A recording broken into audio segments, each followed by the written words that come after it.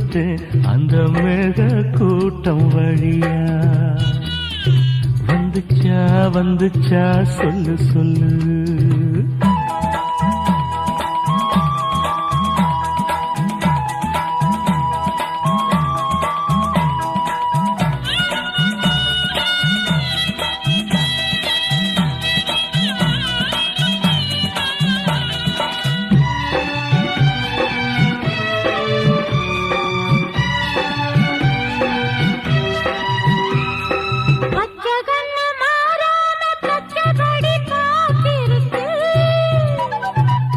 சந்தால சூடேறி உள்ளுக்குள்ள வேத்திருக்கு.